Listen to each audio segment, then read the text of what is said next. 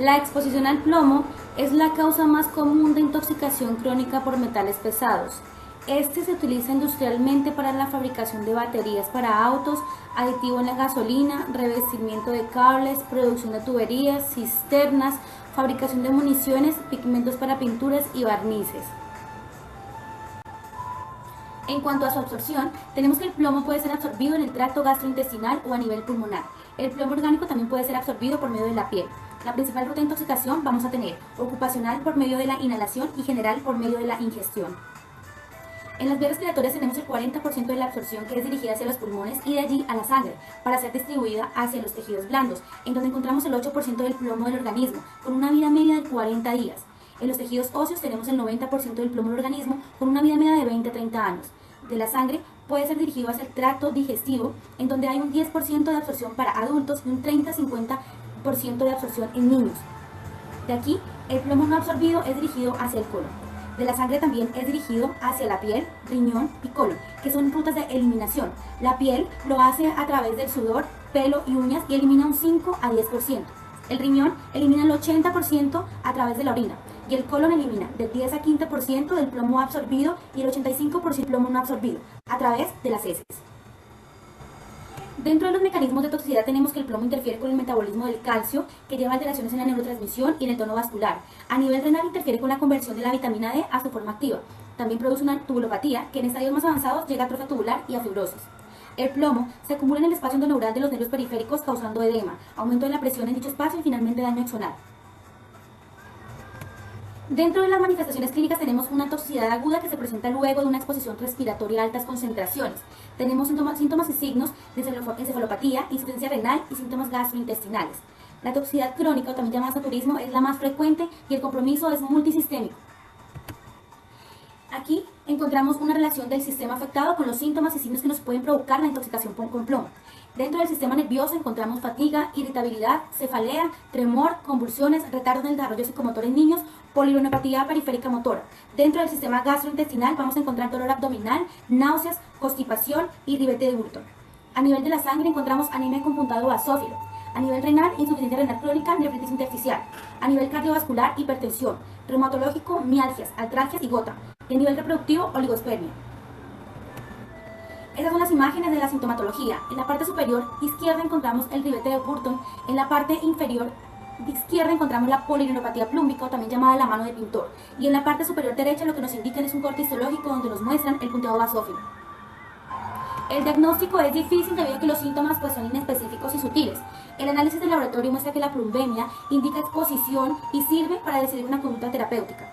Se considera que las concentraciones mayores de 10 miligramos sobre decilitro son tóxicas y cabe recalcar que el plomo en sangre correlaciona directamente con las manifestaciones clínicas. Por ende, una encefalopatía plúmbica, estamos hablando de plumbemias mayores de 80 miligramos sobre decilitro. Cuando se nos presenta un deterioro cognitivo, estamos hablando de plumbemias con 50 miligramos sobre decilitro. La nefropatía se puede presentar con 40 miligramos sobre decilitro y la neuropatía periférica con 20 miligramos sobre decilitro. En cuanto al tratamiento, este consiste en el alejamiento de la fuente de exposición y tratamiento quelantes si la plumbemia es mayor de 60 miligramos sobre decilitro o según clínica. Dentro de los quelantes que podemos utilizar está el etato disódico cálcico a dosis de 30 a 50 miligramos sobre kilogramo sobre día. Esto va a ser diluido en dextrosa al 5% a pasar por goteo endovenoso en 6 a 8 horas por 5 días consecutivos. También se puede utilizar el dimecarprol y también el ácido dimecartoxucílico.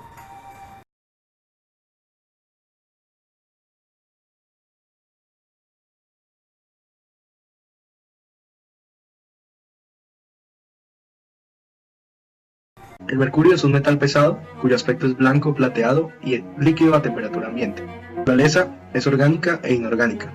Dentro de sus características, cabe resaltar que a una baja presión de vapor, este se evapora a temperatura ambiente.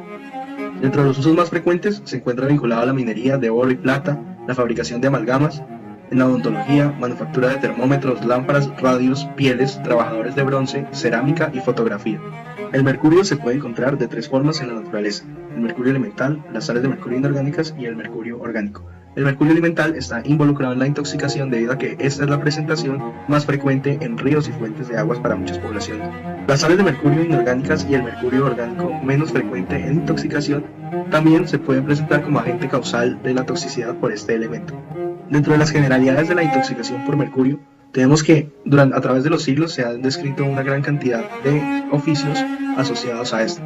Tenemos, por ejemplo, los problemas neurológicos que padecían los fabricantes de sombreros por inhalar vapores de nitrato mercúrico.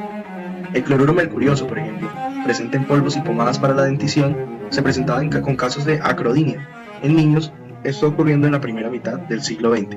Además, durante la segunda mitad del siglo pasado, se han presentado intoxicaciones masivas producto de aguas, fuentes hídricas contaminadas e intoxicación alimentaria en países de tercer mundo, como los mencionados. Toxicocinética de la intoxicación por mercurio. Existen 3 mecanismos de absorción en la intoxicación por mercurio: la vía respiratoria, la vía digestiva y la vía cutánea. Tras la absorción inicial, se ha observado que el 90% de los compuestos orgánicos se transporta en los eritrocitos unido a hemoglobina y el 10% del inorgánico en plasma unido a albúmina. La distribución se da predominantemente a los siguientes órganos: hígado, riñones, vaso y sistema nervioso central. Es importante mencionar además que la sintomatología anteriormente mencionada de la historia del mercurio se explica debido a la acumulación cerebral de este en la sustancia gris, afectando el tálamo y el cerebelo además. También podemos encontrar su acumulación en faneras. Eso sucede cuando las concentraciones en sangre exceden 250 veces las concentraciones normales de este metal. Es importante mencionar además la gran toxicidad que ocurre en el caso de las mujeres en estado de gravidez, debido a que el mercurio es capaz de atravesar con facilidad la barrera placentaria y acumularse en el feto.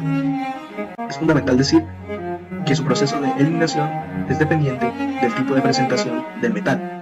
El mercurio elemental y las sales de mercurio se eliminan por vía renal, a través de proteínas de membrana que secretan ácidos orgánicos, mientras que el mercurio orgánico se elimina por vía gastrointestinal. Se une de manera covalente a distintos grupos químicos, lo que hará que disminuya la disponibilidad de aminoácidos, generando una inhibición enzimática y alteración del funcionamiento normal. Posee una gran afinidad por aminoácidos como la cisteína y la metionina. Manifestaciones clínicas. Las manifestaciones clínicas también dependen de la forma química del metal mencionado. Sin embargo, cabe resaltar que se afecta principalmente el sistema nervioso central en todos los casos. La intoxicación más frecuente suele ser la inhalada, debido a vapores de mercurio elemental en industrias como la metalúrgica. La intoxicación crónica puede ser muy variopinta, pero los casos son muy raros. Los síntomas de intoxicación aguda por mercurio inorgánico dependen de la vía de absorción de este. Por ejemplo, por ingestión genera una gastroenteritis aguda por acción corrosiva sobre la mucosa. Podemos observar dolor retroesternal y epigástrico, disfagia, vómito, diarrea y demás síntomas irritativos de la mucosa gastrointestinal. Del segundo al tercer día, observamos cialorrea, tumefacción gingival, halitosis, sabor metálico y úlceras sangrantes. Debido al efecto corrosivo además, vamos a ver insuficiencia renal anúrica por necrosis tubular. Dentro de la intoxicación crónica por mercurio elemental, vamos a ver múltiples alteraciones orgánicas, estas ocurriendo generalmente en el medio laboral de la minería e industria metalúrgica. Dentro de ellas vamos a observar la estomatitis mercurial, el eretismo mercurial y el temblor. Todos estos síntomas tanto de la mucosa gastrointestinal como del sistema nervioso central. Dentro del diagnóstico de la intoxicación por mercurio se tienen que tener en cuenta 3 criterios fundamentales: los criterios clínicos, el peso de exposición y la concentración plasmática, sumados a una serie de muestras como son las de orina, sangre, cabello y uñas. Pero si nos encontramos con una intoxicación con mercurio orgánico, es muy importante pedir muestras de excreción fecal. A su vez, existen unos valores de referencia dados por las guías que nos hacen confirmar una vez más el diagnóstico de intoxicación por mercurio, ya sea en orina, en sangre o en creatinina. Dentro del tratamiento específico para la intoxicación por mercurio, tenemos un medicamento muy valioso como es el dimercaprol, pero que lastimosamente no se encuentra disponible en nuestro país. Debido a esto, se ha utilizado la penicilamina en dosis en adultos que van de 250 miligramos cada 6 horas o en niños en dosis de 20 a 30 miligramos kilogramo por día, el cual se divide en 3 a 4 dosis vía oral. Seguido a esto, se debe realizar un control a los 10 días para realizar de nuevo la medición de mercurio y así establecer si se requiere otro ciclo de quelación.